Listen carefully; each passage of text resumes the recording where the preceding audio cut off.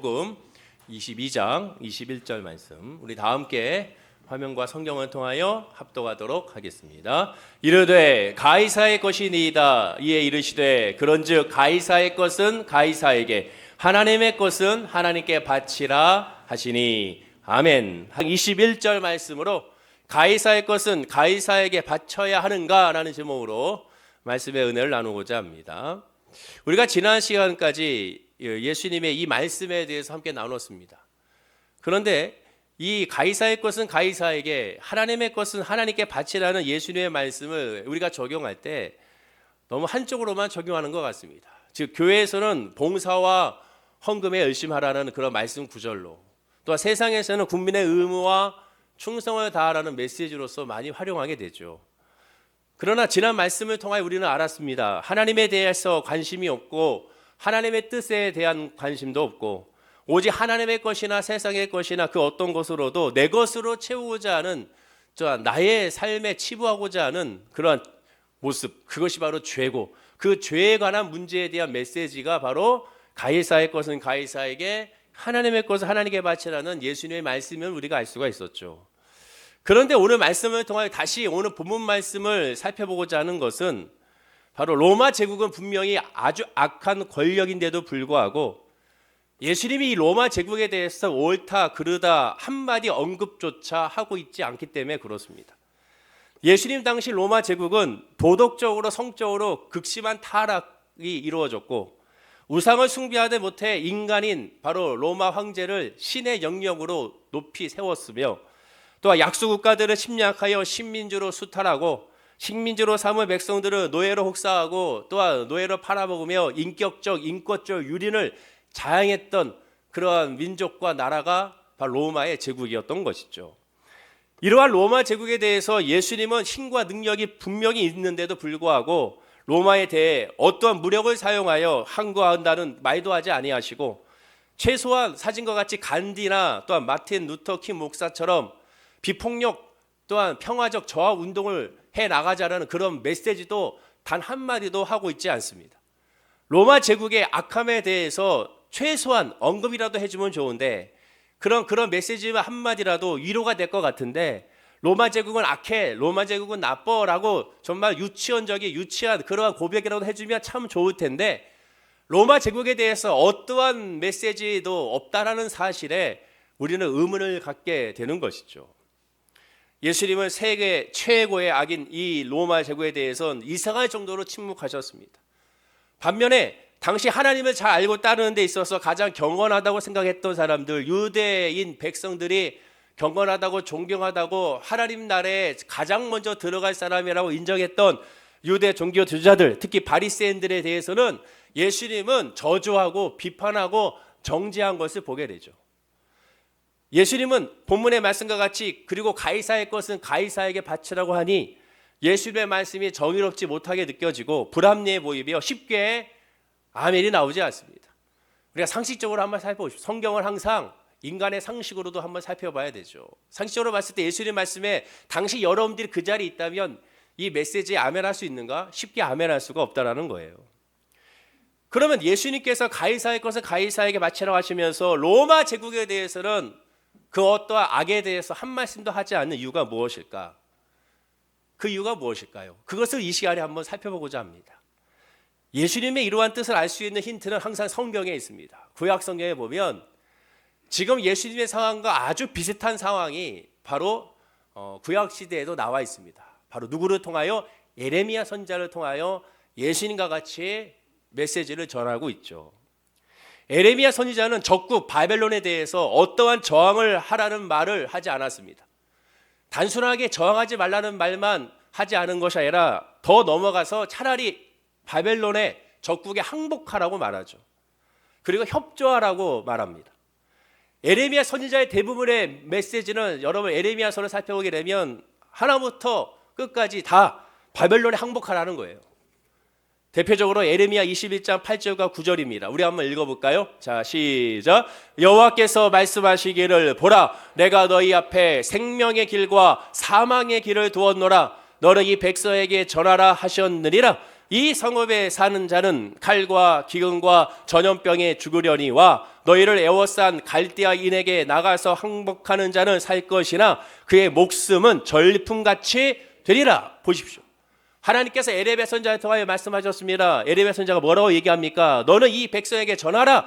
이 성읍에 사는 자는 칼과 기근과 전염병에 죽으리라. 유대 땅에 사는 사람도 죽는다는 거죠. 너희를 에워싼 갈대아인 바벨론 제국에 항복하라. 그러면 살 것이니라고 말합니다. 항복해야 살아라고 말하는 거죠. 하나님의 말씀으로 말미암아 대항하고 싸우자가 아닙니다. 항복하라는 거. 무조건 항복이에요. 그래야 산다라는 겁니다.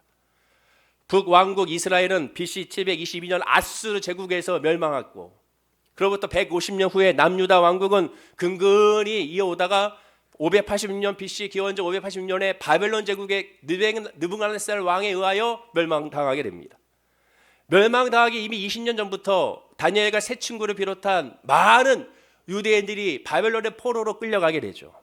그리고 남유다 왕국의 마지막 왕이라고 할 수 있는 두 왕, 여호야긴 왕과 시드기야 왕은 왕이었지만 왕이 아니었습니다. 왕으로서의 모습을 간직하지 못했죠.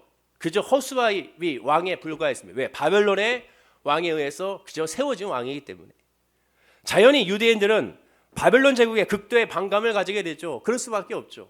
또 애굽의 힘을 빌려서 바벨론의 강압에서 벗어나려고 그래서 노력을 한 것입니다.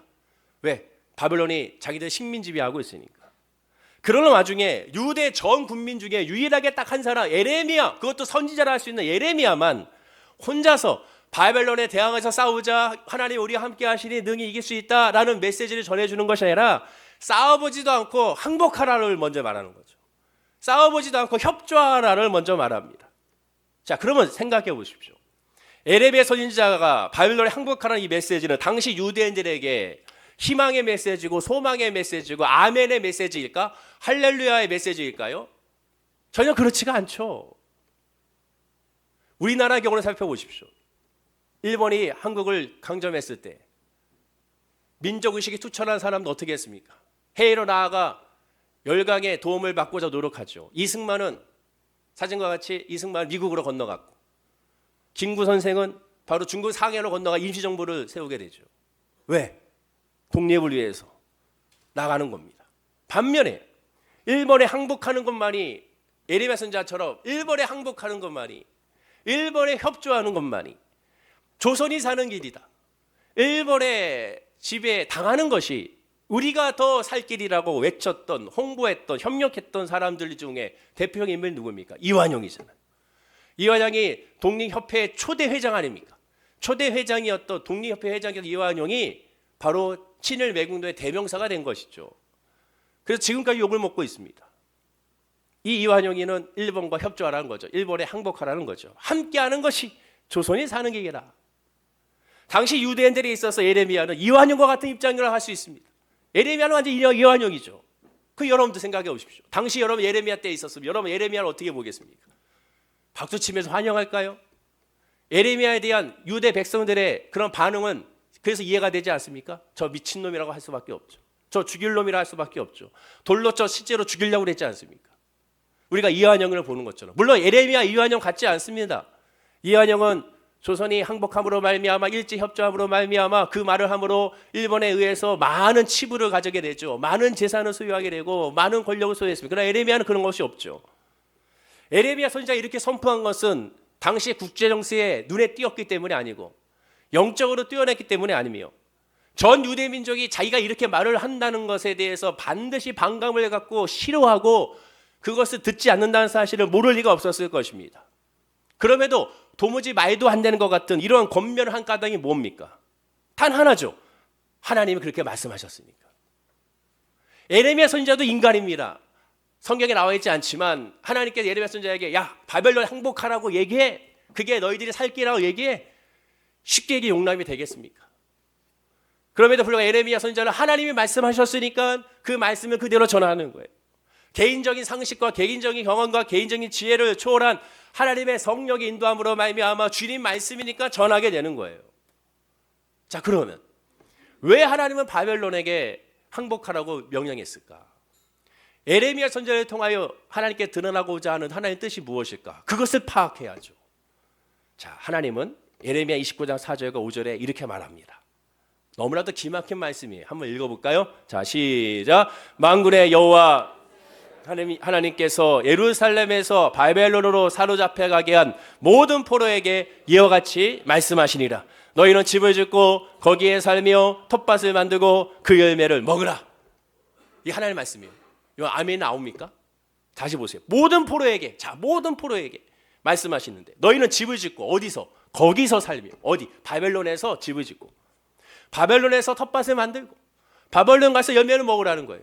자, 우리로 따지면 자, 일본으로 건너가, 일제 강점기 때 일본으로 건너가 일본 사람들한테 협조하고 일본 사람들과 함께 집을 짓고 살고 그들과 함께 교제하며 그들의 거기서 먹고 살으라는 거예요. 일본에 대항하지 마. 일본에 저항할 생각도 하지 마. 독립운동하지 마.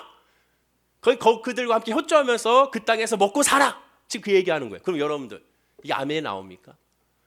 성경 말씀이요, 믿음으로 바라보지 않으면 쉽게 아멘 나오지 않습니다. 이게 어마어마한 메시지. 당시 예레미야 선지자가 눈물로 호소했다는 사실을 기억하십시오. 오죽했으면 눈물로 호소했겠습니까? 하나님의 말씀이니까. 우리는 하나님의 말씀이니까 그게 아멘하지만 당시 만약에 저 같았으면 그 자리에서 예레미야 선지자 목을 졸릴지도 몰라요. 입 닫히라고 할지도 모릅니다. 왜? 말이 안 되잖아요. 이어지는 예레미야 29장 10절을 보십시오. 자, 역시 이것도 읽어봐야겠습니다. 자, 다 함께 읽어볼까요? 시작. 여호와께서 이와 같이 말씀하시니라. 바벨론에서 70년이 차면 내가 너희를 돌보고 나의 선한 말을 너에게 성취하여 너희를 이곳으로 돌아오게 하리라. 야, 거기서 살아. 그러나 70년이 지나면 다시 이 땅으로 돌아오게 할게. 그게 하나님의 메시지예요. 나아가 29장 7절에는 이렇게 말합니다. 자, 이건 더 기가 막히죠. 자, 읽어볼까요? 시작. 너희는 내가 사로잡혀 가게 한 그 성읍의 평안을 구하고 그를 위하여 여호와께 기도하라. 이는 그 성읍이 평안함으로 너희도 평안할 것임이라. 이 더 기가 막히죠. 그냥 그 땅에서 사는 것으로 만족하지 말고 그 땅에서 뭐하라? 내가 사로잡혀 가게 한 강제징용으로 끌려간 거잖아요. 지금 사로잡혀 가게 한 그 성읍, 즉 바벨론의 땅에서 바벨론 사람들의 나라와 민족에 뭘 구하라? 평안을 구하라. 일본으로 끌려갔는데 거기 있는 일본 나라와 일본의 그 이랑 왕과 일본의 도조 히데키 같은 그러한 군인들에 대해서 축복해 주라는 거예요. 평안을 구하라는 거예요. 이게 말이 됩니까? 나아가 그를 위하여 여호와께 기도하라. 이게 하나님의 메시지. 이 쉽게 아멘이 됩니까? 이는 그 성읍이, 자, 이게 더 기가 막히죠. 이는 그 성읍이 평안함으로 너희도 평안을 얻을 것이다. 바벨론이 평안해야 너희가 평안한 거야. 일본이 평안해야 너희가 평안해. 자, 이 메시지는 이완용이가 그대로 우리에게 했었잖아요. 조선에게. 일본이 평안하고 일본이 발전할수록 여러분들 우리 조선이 발전하고 조선의 민족이 부강할 것이다. 똑같은 메시지죠. 다릅니까? 사람의 감정으로 느껴지는 건 똑같죠. 이어서 그 다음에 성도들이 잘하는 말씀이죠. 이 말씀이 나오기까지 앞에 있는 말씀이 나온 거예요. 자, 11절 말씀 역시 읽어볼까요? 시작. 여호와의 말씀이니라. 너희를 향한 나의 생각을 내가 아나니 평안이요 재앙이 아니니라. 너에게 미래와 희망을 주는 것이니라. 하나님도 하나님의 백성들이 공경과 환난을 당하는 것을 원치 않습니다. 안락하고 평안하게 원하죠. 그렇다면 하나님의 뜻은 우리나라의 관점으로 보면 일본에게 독립도 하지 말고 한거도 하지 말고 노력도 하지 말고 그냥 일본 가서 살면서 일본을 위해 기도하는 것이 하나님의 바라는 평안의 뜻이 되는 거 아니겠습니까? 만약 하나님이 이렇게만 정말 말씀하셨다면 정말 하나님의 말씀이 이상하게 느껴집니다. 그런데 다행히도 여기 한 말씀을 덧붙였죠. 바벨론을 위하여 기도하는 것이 뭐라고 얘기합니까? 너희의 미래와 희망을 주는 것이다. 즉 궁극적인 목적은 누구를 위한 거다? 바로 이스라엘 너희를 위한 거라는 거죠. 예레미야 29장 10절에 말합니다. 역시 읽어볼까요? 시작. 이것은 여호와의 말씀이니라. 나는 너희들을 만날 것이며 너희를 포로된 중에서 다시 돌아오게 하되 내가 쫓아보내었던 나라들과 모든 곳에서 모아 사로잡혀 떠났던 그곳으로 돌아오게 하리라. 이것은 여호와의 말씀이라. 두 번 강조합니다. 앞뒤로 이건 여호와의 말씀이야. 이건 여호와의 말씀이야. 너희를 포로에게 다시 돌아오게 할 거야. 사로잡힌 그들도 돌아오게 할 거야 라는 거죠. 자, 그러면 결론이 뭡니까? 하나님의 결론은 뭐예요? 하나님의 궁정의 뜻은 뭐예요? 목적은 뭡니까? 이스라엘의 회복과 독립이라는 거예요. 이스라엘 백성들을 회복하기 위하여, 너희들을 회복이 뭐야? 회개하기 위하여, 하나님을 바라보게 하기 위하여 하나님은 바벨론을 도구로 사용하신다는 거예요. 궁극적인 뜻은 결국 독립이라는 거예요. 즉 바벨론의 포로로 잡혀가 있는 70년은 회복과 독립을 위한 기간이라는 겁니다.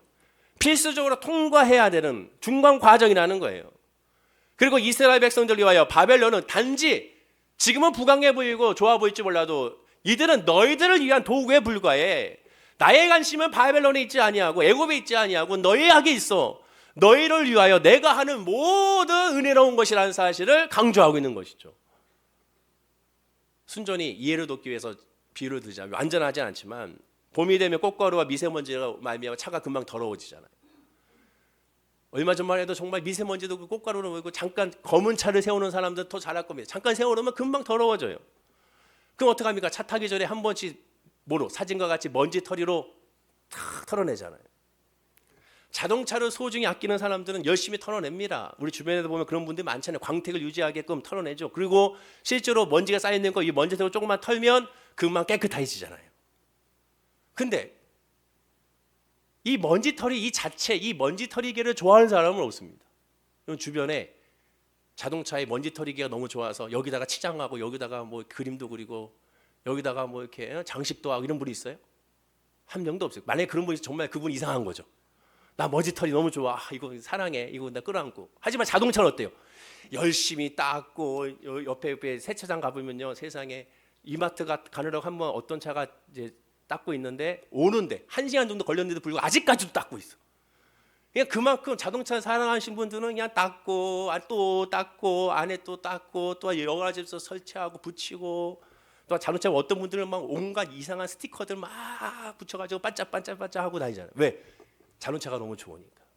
근데 먼지 털이게 좋아하는 사람이 있습니까? 아니죠. 왜? 먼지 털이기는 먼지 털이기. 청소를 잘하기 위하여 먼지 털이기를 수리할 수 있습니다. 오일 같은 거 좀 제거해주고. 왜? 청소를 잘하기. 내 차를 잘 닦기 위한 먼지 털이로 그 먼지 털이기를 수리할 수는 있죠. 이런 이스라엘 백성들에게 바벨론의 평안을 빌어주는 거와 마찬가지입니다. 그러나 먼지 털이가 때가 묻고 나이가 와서 못 쓰게 되면 그냥 미련 없이 버려버리죠. 이마트의 주차장에 쓰레기통에 보면 꼭 이 먼지털이가 하나씩은 있어요. 사람들이 그냥 버리는 겁니다. 먼지털이가 지저분하다고 자동차를 버리는 사람은 없죠. 예레미야 선지자가 분명히 말합니다. 예레미야 51장 8절이에요. 한번 읽어볼까요? 자, 시작. 바벨론이 갑자기 넘어져 파멸되니 이로 말미암아 울라. 그 상처를 위하여 유황을 구하라. 혹 나으리로다. 바벨론은 갑자기 멸망한다는 거예요. 그런데 지금 이 메시지는 예루살렘, 즉 남유다 왕국 아직 멸망하기 전입니다. 남유다가 멸망하기 전이고 바벨론의 포로로 70년이 차기도 전이에요. 나라도 멸망하지 않았고 여전히 바벨론은 아주 부강함으로 말미암아 갈수록 세력을 확장하고 있었습니다. 그런데도 불구하고 하나님 예레미야 선지자에게 바벨론은 곧 망해. 그것도 갑자기 망할 거라고 예언하고 있는 거예요. 당신은 누구도 상상하지 못한 일이죠. 유다 왕국이 바벨론에게 멸망당하고 있는 판에 어찌 바벨론이 망한다고 예측할 수 있겠습니까? 이 말은 그 자체가 바벨론에 항복하라는 말과 함께 바벨론 멸망한다는 말도 미친 소리가 되는 거죠. 쉽게 아멘은 안 나와요. 우리나라 다시 한번 생각해 볼까요? 왜 이완영이가 초대 독립협회장 회장이었는데 왜 매국노의 대명사가 됐습니까? 왜 많은 독립운동가들이 결국 매국의 길로 갔나요? 민족 대표 33인 가운데 왜 다 끝까지 민족 대표로서의 대한 독립에 대해 외치지 못하고 변질됐습니까? 그 이유가 뭐예요? 영화 암사이라는 영화의 마지막 장면에서 이정재가 이렇게 얘기하잖아요. 해방될지 몰랐으니까. 해방될 줄 알았으면 내가 그랬겠냐라고 말하지 않습니까? 그러면서 총 맞고 이제 죽죠. 독립이 될지 몰랐기 때문에 이렇게 했다는 거예요.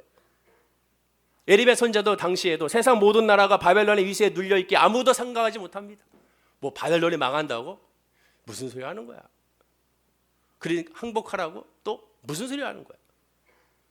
그래도 하나님의 바벨론 제국은 쉽게 그럴 수 있고 또 그래서 갑자기 넘어져 파멸된다고 합니다. 갑자기 넘어져 파멸. 우리나라도 마찬가지잖아요. 8.15 해방이 그렇게 갑자기 올 줄 아무도 몰랐어요. 만약에 8.15 해방이 이미 예견돼 있었고 그날이라고 이미 알고 있었으면 더 빨리 준비했겠죠. 준비가 되지 않은 상태에서 갑작스러운 해방으로 말미암아 결국 지금의 남과 북으로 나눠지는 계기가 됐던 것을 우리가 알지 않습니까? 아무도 예상 못할 때 파면한다는 거예요. 먼지 털이기를 다시 얘기하면 자동차의 먼지를 탁탁 털어낼 때 이로 인하여 먼지가 날릴 수 있습니다. 꽃가루가 날릴 수 있죠. 근데 그 꽃가루나 먼지가 날린다고 해가지고 야 이거 하지마. 이 먼지 털이 하지마. 차라리 그냥 차를 버려. 이런 사람이 있습니까? 없죠. 수술해야 나을 수 있습니다. 근데 수술할 때 아프니까 수술하지마. 이런 사람 있습니까? 예수님이 로마 제국에 대해서 언급하지 않는 이유가 바로 이것입니다. 기억하십시오. 바벨론을 위해 기도해 주는 것은 이스라엘의 평화를 위한 겁니다. 바벨론을 위한 것이 아니라 이스라엘을 위한 거라는 거예요. 하나님의 궁극적이고 기본적인 관심과 사랑은 이스라엘에게 향해 있지 바벨론에게 사실 안중에도 없습니다. 지금 유대 백성들은 그것을 알아야 되는 거죠. 도덕적으로 또한 성적으로 타락하고 여호와 하나님 외에 이방신을 숭배하며 하나님의 거역했던 죄로 인하여 지금 징계를 받고 있는 거예요. 하나님께서 수많은 선자를 통하여 북이스라엘은 수많은 선자를 통하여 회개를 촉구했으나 회개하지 않았습니다. 북이스라엘 왕들을 보시죠. 다 여로보암의 죄로 향하여 여로보암의 죄로 인하여 다 악한 왕이죠. 남유다 왕국도 하나님께서 회개하고 하나님께로 돌아와라, 하나님을 믿으라, 하나님을 바라봐라, 하나님을 예배하라 그렇게 얘기하는데 말을 듣지 않습니다. 그러니까 하나님께 말하죠. 너희를 멸망시킬 거야. 북이스라엘처럼 멸망시킬 거야. 내가 너희를 돌보지 않을 거야. 너희를 버릴 거야 라고 했지만 그들은 말을 듣지 않습니다. 하나님의 목적 하나입니다. 하나님의 택한 하나님의 백성들, 하나님의 언약의 백성들을 하나님께로 돌아오게 하기 위해 하나님은 애굽을 사용하셨고 아수르를 사용하셨고 바벨론을 사용하신 거예요. 그 이상도 그 이하도 아닙니다. 그들을 부강하게 하는 것이 하나님의 뜻이 아니라 이스라엘 백성들이 영적으로 하나님을 바라보고 하나님의 은혜 안에 거하기 위해 하나님은 단지 그들을 도구로 사용할 뿐이에요. 일순간에 분광한 것이죠. 예수님이 가이사의 것을 가이사에게 바치러 가면서 바리새인의 꾸중한 본심도 로마라는 제국을 먼지터리로 사용하여 이스라엘을 회개하기 위한 하나님의 뜻입니다. 회개하면 된다는 거예요. 회개하면 회복이 된다는 겁니다. 그럼에도 불구하고 이스라엘 백성들은 아니 유대 종교 지도자들은 회개로 이어지지 않았습니다. 그럼 회개하지 않았으면 자기들 생각에 그런 생각이 있었으면 로마의 제국에 항거하면 되잖아요. 유대 종교 지도자 당시 유대 종교를 항거도 하지 않습니다. 에레미야 선지자 때 그럼 에레미야 선지자의 말을 듣지 않으려고 그러면 우리는 그러면 저 바벨론에 항거하자. 유대 종교 지도자들은 항거도 하지 않습니다. 오직 이들은 예수님을 죽이는 데만 힘쓰죠. 자기들의 안녕을 위해서만 힘썼죠. 양심의 가치가 저는 느끼지 않습니다. 예수님을 죽이는 걸 자기 민족을 살리는 선악이라고 생각했습니다. 착각이 아니라 실제로 그렇게 생각했죠. 본디오 빌라도 이방의 총독도 예수님에서 죄를 찾지 못했는데 유대인들은 예수님의 죄를 찾았겠습니까? 그들도 알아요. 예수가 죄가 없다는 사실. 그러나 자기들의 기득권, 자기들의 재산, 자기들의 권력, 자기들의 자유를 예수가 뺏어간다고 생각하니까 예수를 죽이려고 하는 거죠. 알아요. 예수가 선지자, 메시아라는 사실을 그러나 인정하지 않는 겁니다. 예수님의 기적을 통하여 메시지를 통하여 놀랍고 기이하며 신비롭고 그들의 영을 골수를 쪼개는 그런 말씀인데도 불구하고 회개하지 않습니다. 왜? 자기들이 가지고 있는 것을 놓치기가 싫으니까. 착각이 아니라 실제죠. 로마서 1장 32절을 보십시오. 우리 한번 읽어볼까요? 자, 시작. 그들이 이 같은 일을 행하는 자는 사형에 해당한다고 하나님께서 정하심을 알고도 자기들만 행할 뿐 아니라 또한 그런 일을 행하는 자들 옳다 하느니라. 알면서 하는 거예요. 알면서.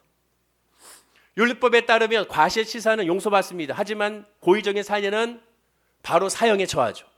왜? 생명은 하나님께 있으니까. 너무 큰 죄죠. 율법의 전문가들 할 수 있는 이 종교 지도자들이 이 율법을 모르지 않습니다. 알면서 그들은 예수를 고의로 살인하고 있습니다. 다시 강조하지만 자기들이 옳지 않다는 것을 모르지 않습니다. 옳다고 우기는 거죠. 그러면 무슨 뜻이 됩니까?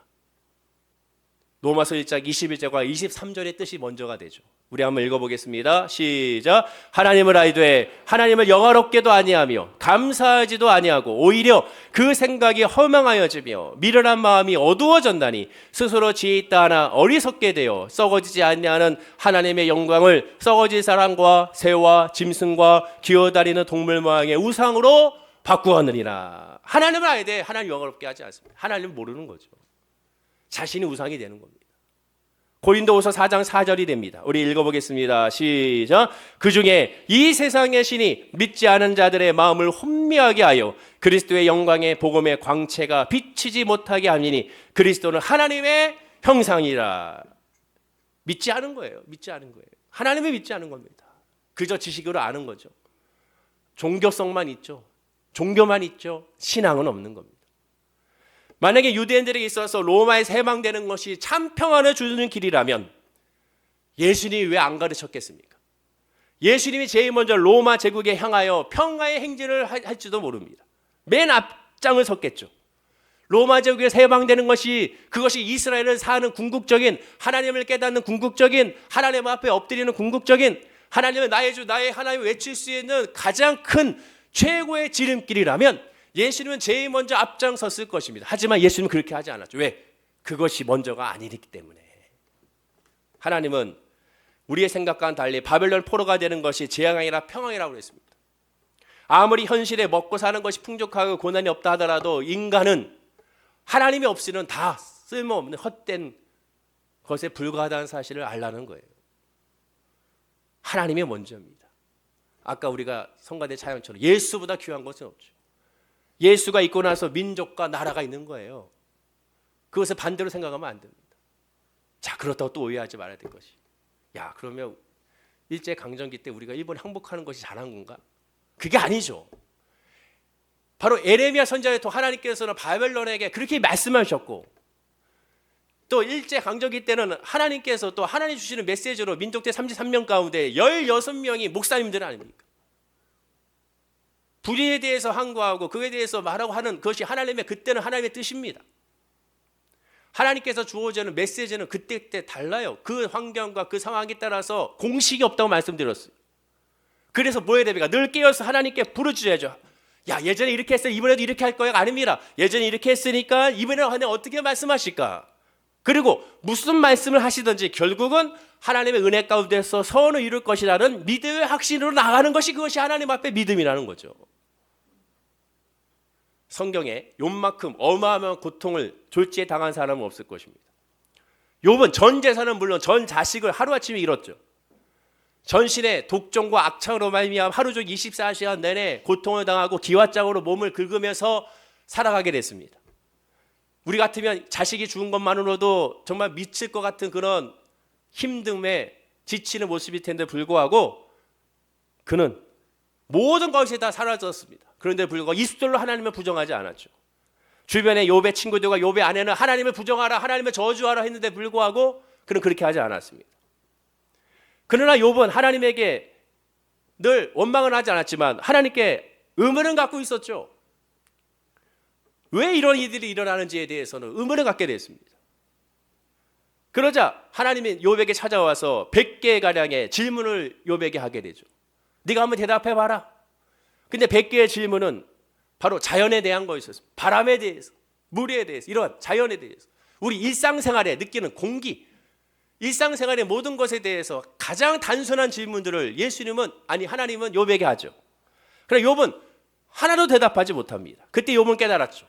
흔히 일상적인 모든 평범한 일들의 배경에는 인간의 이성과 지혜와 인간의 지성의 상상의 한계를 뛰어넘는 하나님의 위대한 하나님의 섭리가 있다는 사실을 깨닫게 된 겁니다. 예수님이 말씀한 것처럼 공중의 새를 보라, 저 참새 한 마리라도 하나님께 허락지 않으면 떨어지지 않는다고 그랬잖아요.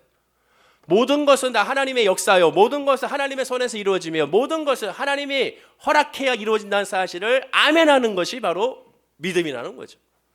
욥은 그 역사하는 과정에 구체적인 것은 알지 못한다고 하지만, 그러나 하나님이 하시는 모든 것은 항상 옳고, 하나님이 하시는 모든 것은 항상 선하고, 하나님이 하시는 모든 것은 결국 기쁨이라는 사실을 깨닫게 된 겁니다.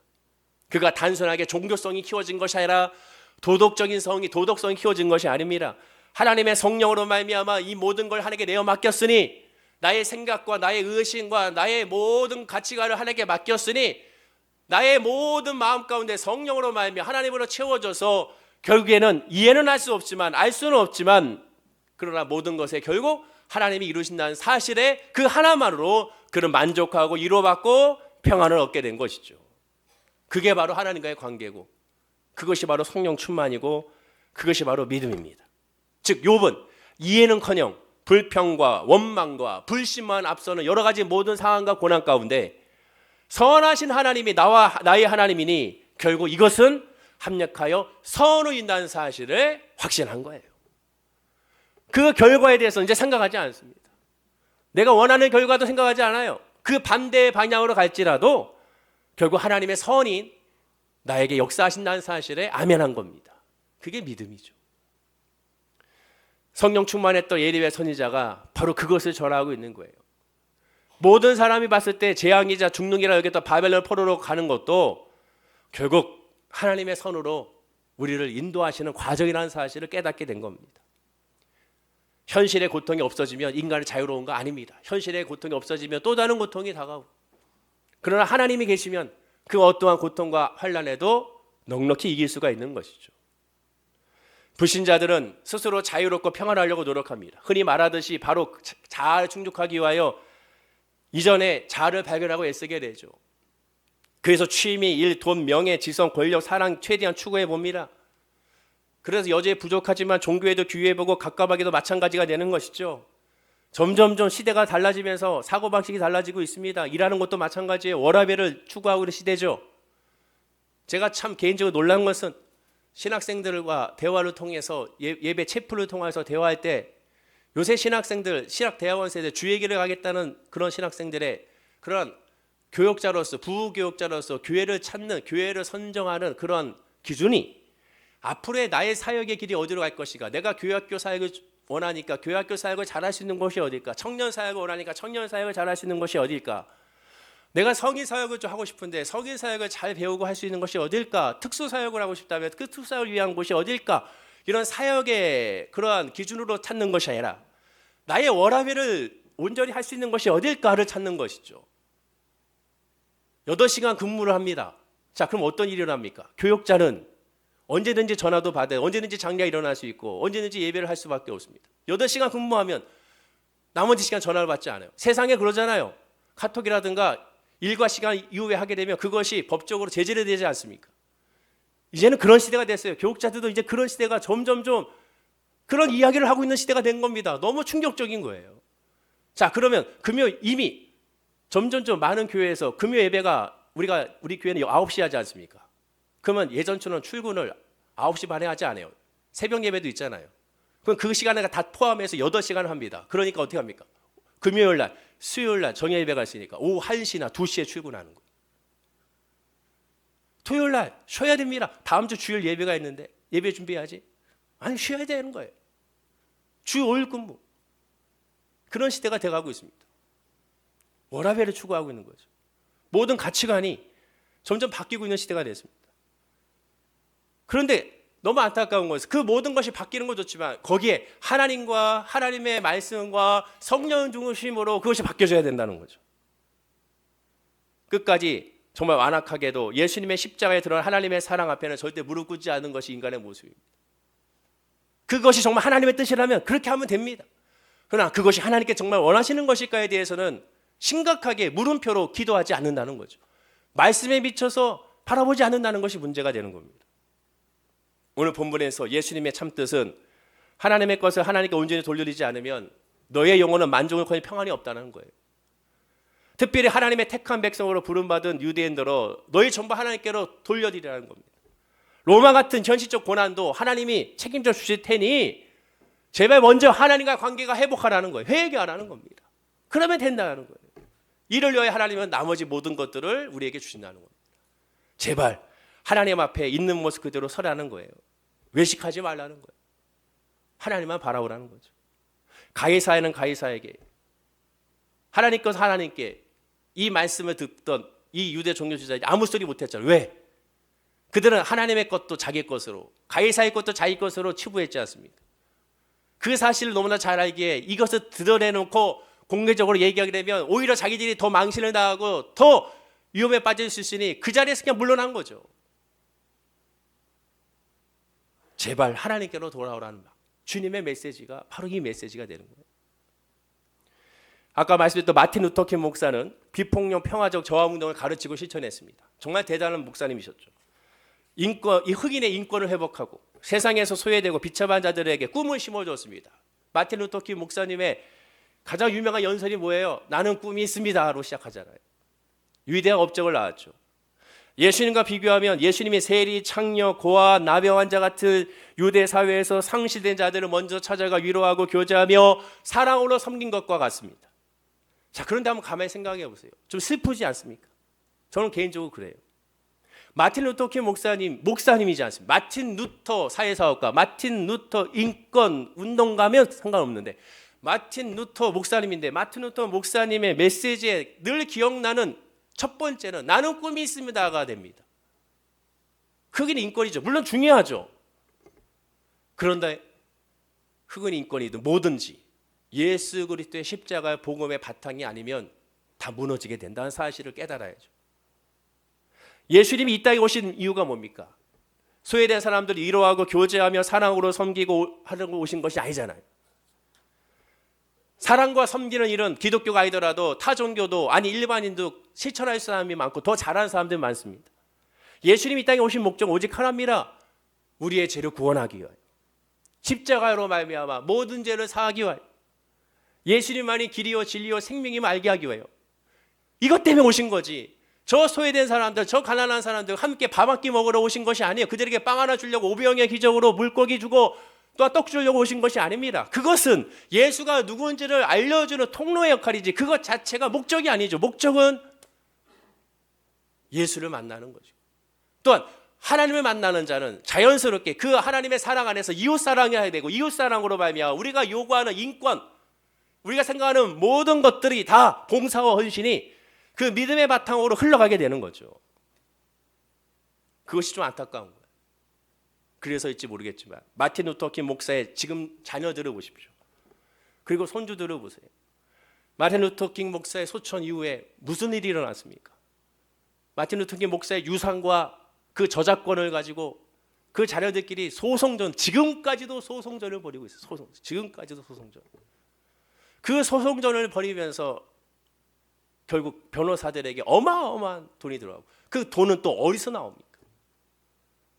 아버지는 악을 악으로 갚지 말라고 평화 행진을 했으며 그런 모습을 가까이 지켜보면서 직접 눈어보고 배운 자녀들이 서로 아버지의 유산을 갖겠다고 소송전을 지금까지 벌이고 있는 거예요.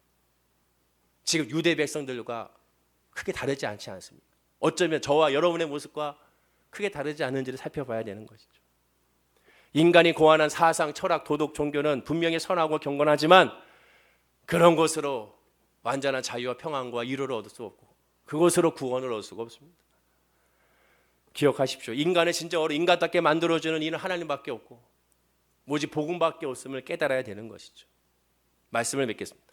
예수님께서 로마 제국에 대해서 옳다 그르다 언급조차 하지 않은 이유는 하나님의 택한 백성을 너무 사랑하시기 때문에 로마 제국을 사용하셔서 도구로 사용해서 먼지털이를 사용하여 이스라엘의 먼지, 죄의 먼지를 털고자 하시는 겁니다.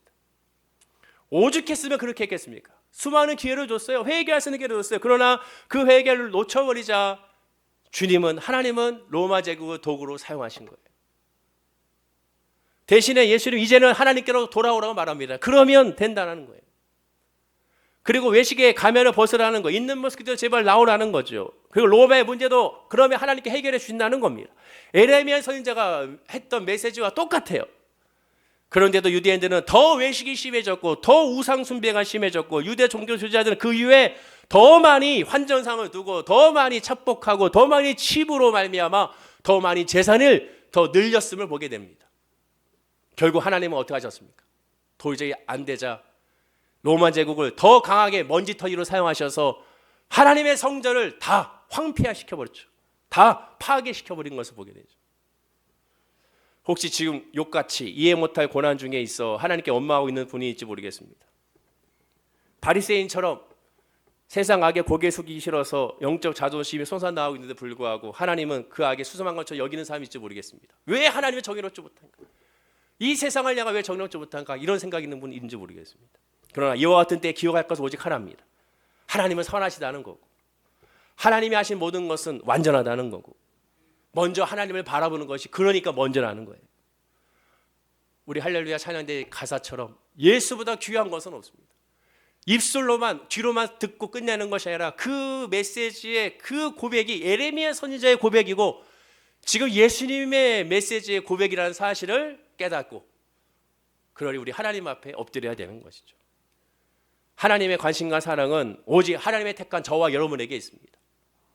도무지 이해가 안 되는 그 모든 고난과 세상의 재앙마저도 하나님은 저와 여러분에게 유익하도록 하나님 우리를 바꿔주시고 돌봐주시고 인도해 주십니다. 이를 위하여 지금 거쳐가는 모든 것들은 필요한 중간 과정일 뿐이라는 사실에 우리는 아멘해야 되는 것이죠. 그리고 그 믿음 안에서 위로받고 자유하는 우리 성도님들이 다 되어야 될 줄로 믿습니다. 기억하십시오. 하나님은 선하시고 하나님은 옳고 하나님은 나의 하나님 아바 아버지다. 그러니 나는 하나님께 다 내어 맡기겠다. 맡김으로 말미암아 위로받고 맡김으로 말미암아 자유하고 맡김으로 말미암아 기쁨을 누리는 우리 성령이 됐을 때 내년 이맘때쯤이면 작년 6월 달에 작년 5월 달에 작년 바로 상반기 때 이런 일이 있었는데 지금 생각해 보면 별거 아니었구나. 큰 은혜였구나. 이렇게 역사가 됐구나 하고 분명히 간증하는 날이 오게 될 줄로 믿습니다. 기도하겠습니다. 아버지 하나님 그렇습니다. 힘들고 어려운 상황 가운데 이해 못할 상황 가운데 하나님은 공의롭지 못해 보이고 정의롭지 못해 보이고 나에게만 힘들게 하는 것 같고 오히려 저 악한 사람들에게는 그저 그냥 복을 주시는 것 같은 그런 생각이 들 때 우리는 기억하게 하여 주옵소서. 그러니 더 하나님을 바라보게 하시고 하나님을 의지하게 하시고 도무지 이해 안 되는 모든 고난과 세상의 모든 죄악과 모든 형편 가운데 결국 하나님의 영광이 드러날 것이며 하나님의 때가 되면 하나님께서 이루실 것이며 하나님의 옳고 하나님의 선하신 것으로 우리를 완전하게 인도하신다는 사실에 분명히 아멘할 수 있도록 우리의 마음을 주장하여 주시옵소서. 성령으로 깨닫게 하시고 그 성령으로 말미암아 기뻐하고 찬양하게 하여 주시며 흔들리지 아니하는 하나님의 믿음이 우리 사랑하는 성도님들의 믿음이 되게 하여 주옵소서. 감사드리며 예수님의 이름으로 기도드립니다. 아멘.